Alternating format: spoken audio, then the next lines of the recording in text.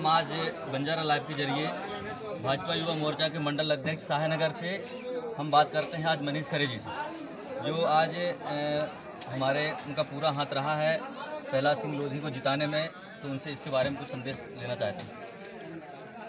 प्रहलाद लोधी जी जो जीते हैं वो भारतीय जनता पार्टी के जो वरिष्ठ कार्यकर्ता हैं, जानदार, शानदार, दमदार, जिन्होंने अथक प्रयास किया है, रात को रात नहीं समझा, दिन को दिन नहीं समझा, और उन्होंने 5 साल मेहनत करी है।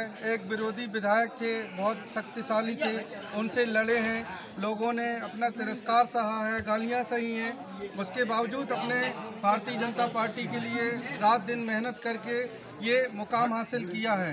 और हमारे क्षेत्र के जो माननीय प्रहलाद लोधी जी हैं, उन्होंने एक बहुत ही कम समय में अपने क्षेत्र के जन जन तक, छोटे से लेके बड़ों तक के दिलों में राज किया और जगह बना ली। उसी कारण से ये अप्रत्याशित जीत मिली है। जिन लोगों ने, जिन मतदाताओं ने, जिन भाई बंधुओं ने, जिन माता बहनों ने जो अपना समर्थन और मतदान किया है, उनका मैं तहे दिल से शुक्रिया अदा करता हूं और उनको चरणों में मैं वंदन करता हूं, प्रणाम करता हूं कि यूं ही भारतीय जनता पार्टी, क्योंकि भारतीय जनता पार्टी ही है जो हमारे पंडित दीनदयाल जी थे, जिन्होंने एक एकात्मवाद का नारा दिया था और उन्होंने ये संकल्प लिया था कि अंतिम व्यक्ति तक, जो पंक्ति में खड़ा हुआ व्यक्ति है, उस तक सरकार की सभी योजनाएं जाएं। तो उन्होंने ही ये पार्टी खड़ी करी थी। और हमारी पार्टी में एक समय था जब इमरजेंसी लगी थी 1975 में, तो उस समय में हमारी पार्टी के जो पंडित दीनदयाल जी थे, अटल बिहारी जी थे, उन्होंने अपनी पार्टी देश के लिए कुर्बान कर दिया था, क्योंकि हमारी पार्टी का नारा था कि दल से बड़ा होता है, व्यक्ति से बड़ा होता है दल, और दल से बड़ा होता है देश। जब अगर देश की इमरजेंसी पड़ी तो उन्होंने, जो जनसंघ के नाम से जानी जाती थी, इसका प्रतीक हुआ करता था दिया, जो चुनाव चिन्ह हुआ करता था, उसको भी दान में दे दिया और ख़त्म कर दिया। फिर बाद में हमारी ये भारतीय जनता पार्टी खड़ी हुई है। तो हम ऐसी पार्टी के कार्यकर्ता हैं, हमें व्यक्ति विशेष से कोई मतलब नहीं होता। हमारा प्रत्याशी तो पहले से ही होता है, वो है कमल, और हम यूं ही ऐसे अथक प्रयास से परिवर्तन करते रहेंगे और हमारे जो भी कैंडिडेट होगा उसको जिताते रहेंगे। आपकी बहुत अच्छी बात है, आप ऐसी पार्टी के कार्यकर्ता हैं, लेकिन आपको ही आपके ही जो कुछ लोग हैं भारतीय जनता पार्टी के कार्यकर्ताओं को बदनाम कर रहे हैं। ऐसा क्यों कर रहे हैं वो लोग कि हमारे ही कुछ कार्यकर्ता हैं जो भारतीय जनता पार्टी को हराने में उनका हाथ है, ऐसा आज दिन मैसेज वायरल हो रहा है। इस विषय में कुछ कहेंगे आप? उनका कारण ये है कि जो भी हमारे विरोधी लोग हैं, अब मैं उनसे ये अपेक्षा करूं कि वो हमारी तारीफ करें, तो ऐसा तो संभव है नहीं। वो तो विरोध करेंगे ही, उससे कोई फर्क नहीं पड़ता, क्योंकि अगर किसी की नाराज़गी होती है तो वो अपने परिवार को छोड़ के नहीं चल देता है। वो अपने माँ बाप और जो भी परिवार होता है, भाई बहन, उनसे सबकी खटापट होती रहती है, लेकिन वो परिवार नहीं छोड़ता।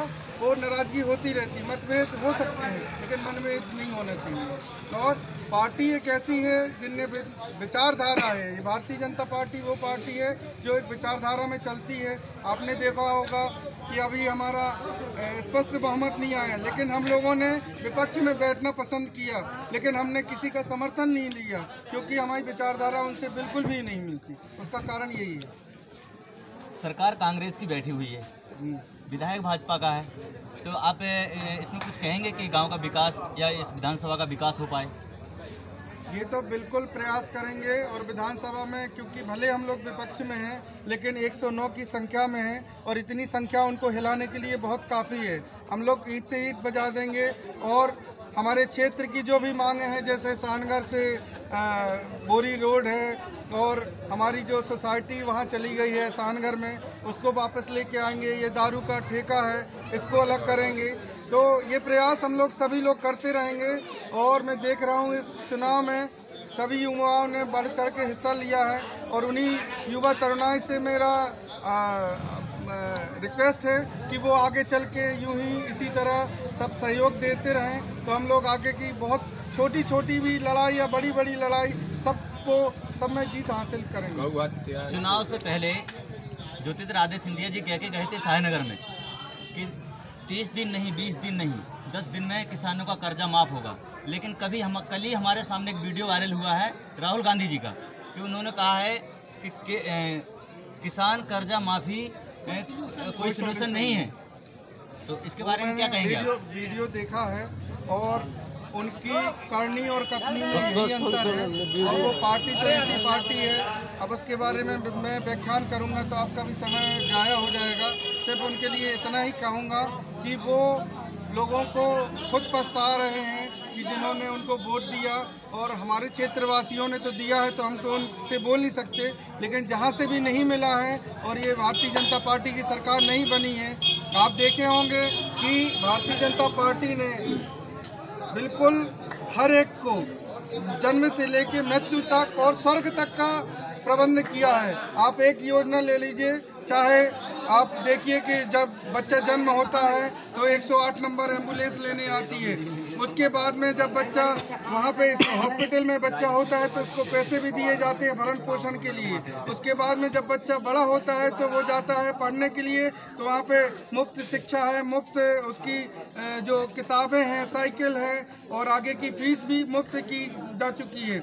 उसके बाद में वहाँ पे उनको मध्याह्न भोजन भी दिया जाता है। उसके बाद में युवाओं के लिए रोजगार है, मुद्रा लोन के तहत में लोगों को दिया गया है, स्टैंड अप है, स्टार्ट इंडिया है। उसके बाद में किसानों के लिए आप देखें कि भावांतर के तहत कितना मतलब ज़्यादा से ज़्यादा उनका उचित मूल्य दिया गया। उसके बाद में आप आइए तो किसानों के लिए क्रेडिट कार्ड की योजना है, नीम कोटिंग, यूरिया खाद और दिए जाते हैं, जिससे कि किसान कम से कम लागत में अच्छी फसल पैदा कर सके।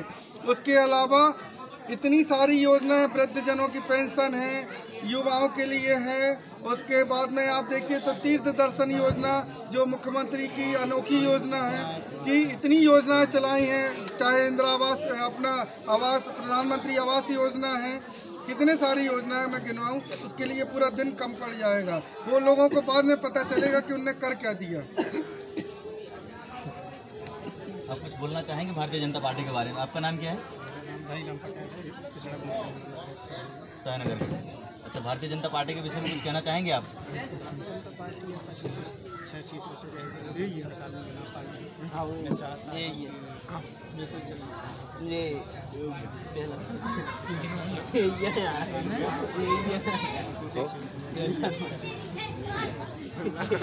और ये मैं कहना चाहता हूँ